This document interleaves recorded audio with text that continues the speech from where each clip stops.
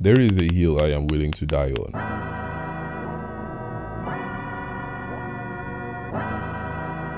Manga will always be superior to anime. But why is that so? Well, there are many reasons, but for this video, I will be focusing on censorship. What's really interesting about this particular video is you may have a different opinion at first, but as you'll soon find out, it is not so simple. So here's what's gonna happen. After I explain how censorship works, I'll show you what TV Tokyo did not want you to see in the Bleach anime adaptation, and you'll be free to decide two things for yourself. One, is manga really better than anime? Two, did the Bleach anime censorship go too far?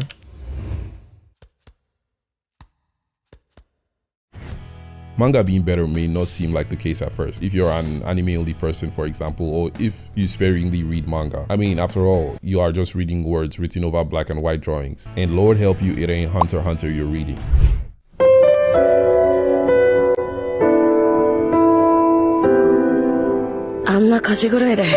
Whereas with anime, you get to see colorful, action-packed scenes come to life with your favorite characters living and breathing alongside great music, great voice actors, and so on. But that, my friends, is where censorship comes in. Before we get into the real meat of it, what is censorship? Oxford calls censorship the suppression of any part of media or art considered unacceptable. This then begs the question, what really is unacceptable? Where is the line between what's acceptable? And I'll answer that question for you. A lot of factors could make a scene acceptable or unacceptable, like the demographic of the audience, the region, and even law. For example, did you know China is very heavy on censorship? Take these images of Demon Slayer Season 2. Sometimes they just cover everything in white or black, or add things that were not in the scene originally, and sometimes they even just remove things that were included in the original adaptation of the scene. Keep in mind, this usually happens in serious countries, right? You're not gonna see shit like this in Nigeria. The bum-ass niggas in the government do not care what anyone decides to watch. But then, how is this even possible? Did the creator of the manga suddenly decide it's unacceptable? The thing is, mangaka have very little control over what gets shown in adaptations. Sometimes for better, sometimes for worse. The reason why is that mangakas usually sell their rights of their manga to the publishers people, who will then contact studios for the adaptation to get animated. Here, they have a new set of script writers and storyboarding teams that make necessary changes for the adaptation to manifest as anime, hence leaving the mangakas with little say over what can happen and what can't. Every creative mind willing to share art would understand me when I say creative freedom is golden, and censorship sometimes goes way too far, which is the whole point of this video. This video will help you answer whether they took the censorship too far with the Bleach adaptation.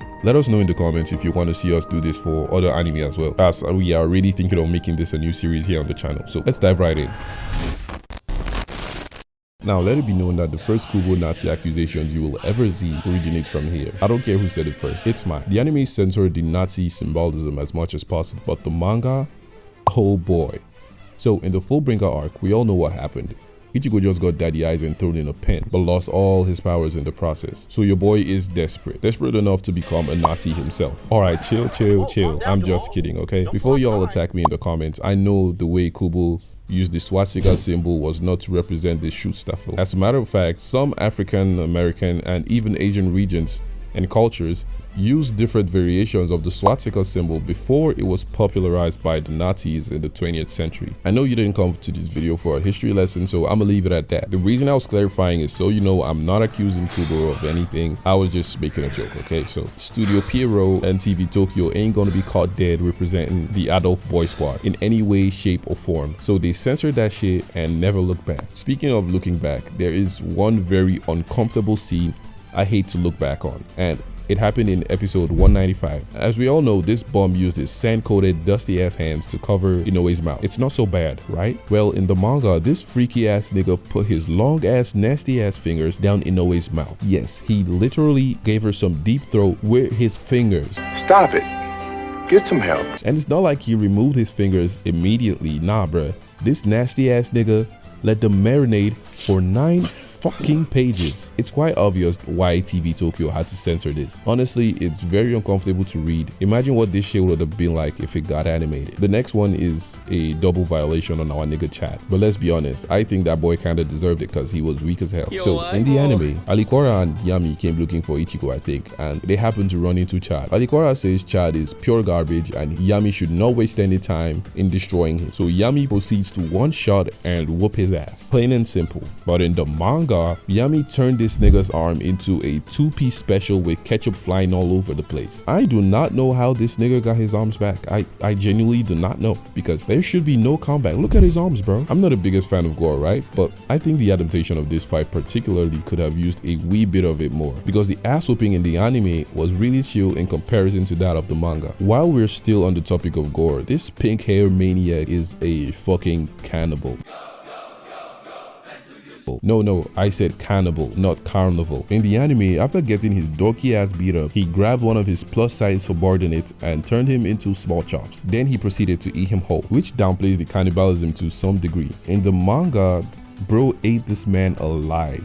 He even had a whole arm dangling out of his mouth. So after watching this video, what do you think about censorship? What do you think about anime and manga? What do you think, or which do you think is better? In my opinion, the Bleach adaptation did not take it too far with the censorship, but it definitely could have been better. Let me know what y'all think in the comments. Now, there are still a lot more examples I can give, like when Yami crushed this woman's head, or this scan from the 1000-Year Blood War arc, or even when Aizen dismembered innocent citizens with his spiritual pressure. Speaking of Aizen, imagine we charge Aizen to court to answer for all his crimes. How do you think it will play out? Well, you don't need to imagine. Click here to watch that video. Don't forget to like and subscribe, and I'll see you in the next one.